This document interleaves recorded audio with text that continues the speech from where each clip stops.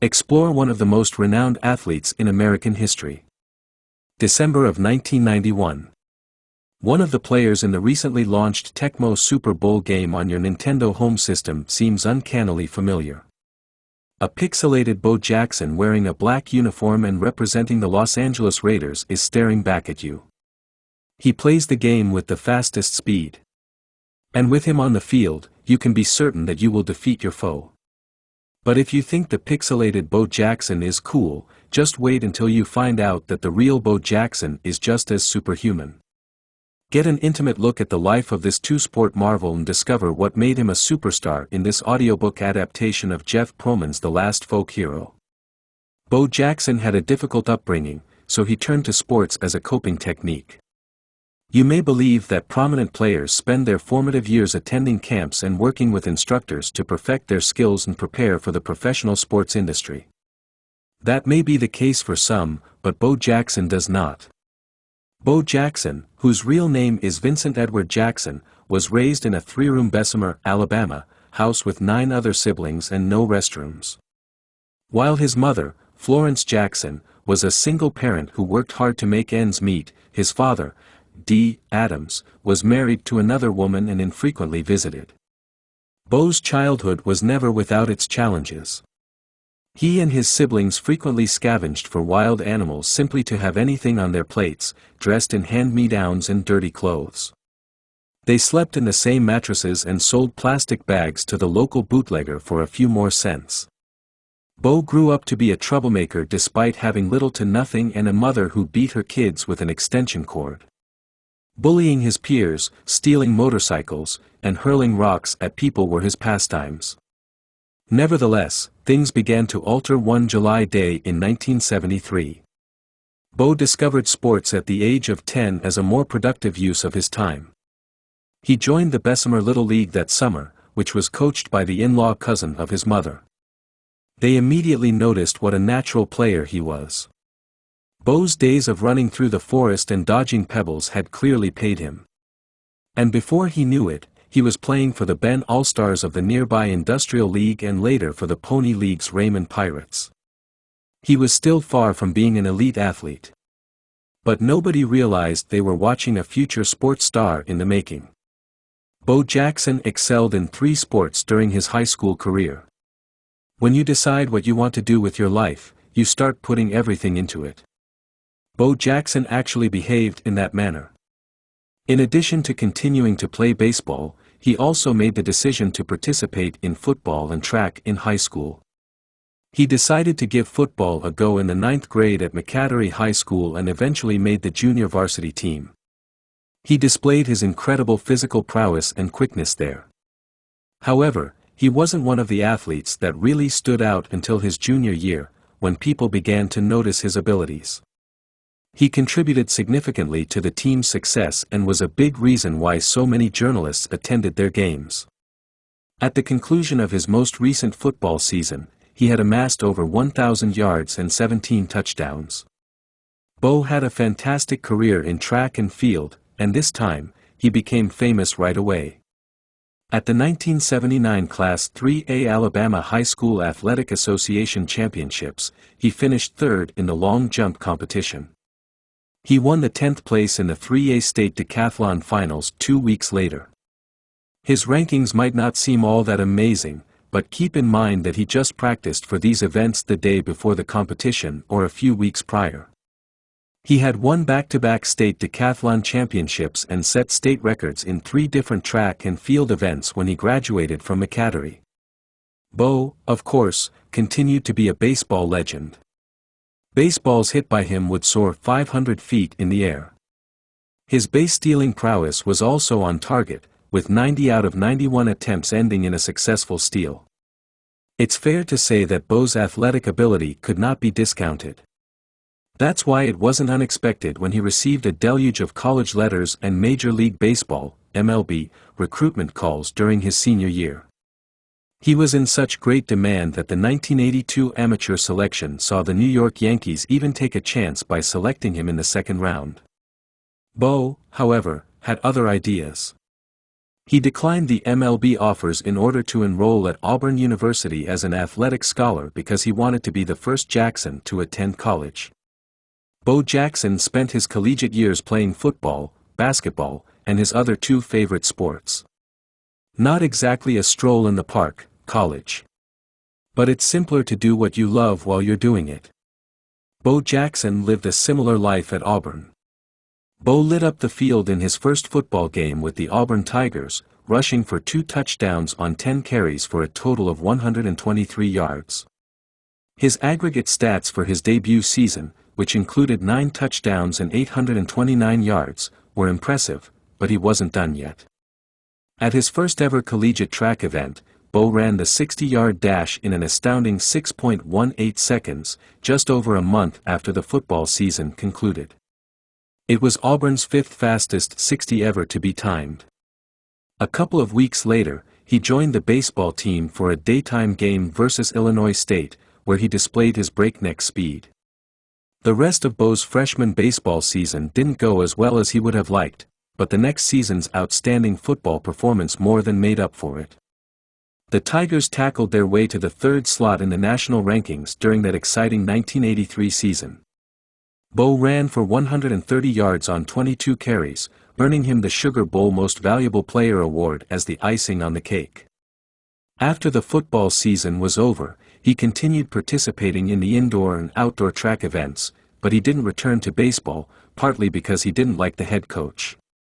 The Tigers were the favorite when Bo returned for his 3rd football season with the team. He was incapacitated for the majority of the season, though, due to a series of ailments. The Tigers obviously did not participate in the Sugar Bowl that year. He had a dismal football career, but a successful baseball career. When he discovered that the squad had a new head coach, he made the decision to go back to the diamond. They finished the season with a 30-22 record, leading the Tigers to triumph. He received multiple calls from Major League Baseball scouts as word of his baseball prowess spread. He was even chosen by the California Angels in the 20th round of the 1985 draft. Bo chose to decline the Angels and return for his senior season of football because of the Southeastern Conference's (SEC) rule that no athlete can participate in both a collegiate and a professional game. This turned out to be a great decision since that year, after accumulating an astounding 1,786 yards and multiple games with 2 touchdowns, he went on to win the 51st Heisman Award. Together with other senior students from different universities, he also traveled to Tokyo, Japan, for the Ricoh Japan Bowl. He received the MVP honor there once more. Bo played his final baseball season with the Tigers after his outstanding senior football season. However, a visit to the Tampa Bay Buccaneers facilities without permission prevented him from finishing the season. He was ineligible to participate as a result of the visit because it was against CC policy because he was participating in activity with a professional club. Bo was upset, but he was powerless to change the situation. He had finished playing amateur games. Bo Jackson was a professional baseball player who was equally recognizable. The hardest heartbreaks in life can lead to the greatest joys. Bo Jackson's decision to join the Kansas City Royals after losing his eligibility to participate in amateur competitions was one such instance. Bo first had to decide between the MLB and the NFL. As a Heisman Trophy winner, playing for the NFL made more sense because its salaries are far higher than those of MLB. But there was one tiny issue. Bo was selected first overall by the Buccaneers, who would be his team if he decided to play in the NFL. Playing for the Bucs was important to him because they were the team that caused him to lose his amateur eligibility in the first place. He chose to join with the Royals as a result. They made him an attractive offer. They told him he would play in the majors before the club finished its season. Bo made his professional debut with the Memphis Chicks, a Royals minor league club, just a few days later, on June 30, 1986. In the first inning of the game against the Columbus Astros, he was given the opportunity to bat. The audience went wild as he hit the ball on his first attempt and reached first base. Before making the switch to the big leagues, he played for the Chicks for just 2 more months. Bo played in his first game for the Royals against the Chicago White Sox. Overall, it was frustrating because the White Sox won 3-0, but Bo's on-field display was still spectacular. He was applauded for hitting a foul ball and then amazed everyone with a 3.6-second run from home plate to first base. Bo faced the Seattle Mariners less than 2 weeks later and hit his first major league home run, traveling 475 feet. With his first professional sports team, he enjoyed a successful run, but his work was far from over. Bo Jackson's participation in both baseball and football demonstrated his athletic aptitude. Imagine this. You're almost making $1 million playing a sport you enjoy. On the field, you are a legend. Normally, you would be overjoyed since what more could you ask for? Bo Jackson not so much. He had other desires besides fame or wealth. He yearned for the football field he sorely missed. Bo seized the chance when the Los Angeles Raiders took a chance on him and selected him in the 7th round of the 1987 NFL Draft. He made it clear, though, that he would only play sometimes, joining the team only after the baseball season was over. He became estranged from his Royals teammates as a result of this choice, particularly when his play on the field declined after joining the Raiders. Bo went on to show everyone that he could manage both games quite fine in spite of the criticism. He faced Brian, the Bosworth of the Seattle Seahawks on his 25th birthday. It was a match for the annals of history. In a spectacular touchdown, spectators saw Bo carry the Boz into the end zone. Although he also performed an incredible 91-yard run early in the game, defeating the Boz was unquestionably the night's high point. His 1989 season exploits in football and baseball were equally excellent. Bo switched to batting with his left hand for the first time against the Minnesota Twins, and he did it so effortlessly that the ball traveled 450 feet. The 320-foot throw from the outfield corner that struck out Seattle Mariners' fastest player Harold Reynolds was another high point of his 1989 baseball career. Bo appeared in a Nike advertisement from his first-ever All-Star game the same year. Bo, meanwhile, had impressive stats on the football field. He ran for another 90 yards against the Cincinnati Bengals, becoming the first NFL player to have 2 such runs. He had 4 touchdowns and 950 yards by the time the football season was through. Bo was finally beginning to demonstrate that he was adaptable enough to play 2 sports at once. He was unable to foresee what would occur next. Both of Bo Jackson's sporting careers were derailed by a football catastrophe. There is no denying how difficult conditions are on the football field. After being knocked over, you discover that you have a torn ligament. Bo Jackson's decision to play for the Los Angeles Raiders was one of the reasons the Kansas City Royals never liked him. Much too dangerous for their star player. Naturally, Bo didn't pay attention, but for his first 3 NFL seasons, everything was good. He did sustain a few minor wounds here and there, but nothing to be concerned about. In a 1991 playoff game against the Cincinnati Bengals, that situation changed. Bo suffered a significant hip injury from a violent tackle by linebacker Kevin Walker that was later identified as early avascular necrosis. His bone would eventually disintegrate due to the ailment, which would seriously limit his movement. Bo was now officially retired from the football field. The Royals made the decision to release Bo as well after the crucial game. They assumed that given how severe his injuries was, he couldn't possibly make a recovery. Despite this assertion, the Chicago White Sox took the risky step of adopting Bo. The team's top physician was hopeful about his prognosis, and they were prepared to take a chance in order to sign a well-known baseball star. But things didn't really work out the way they wanted.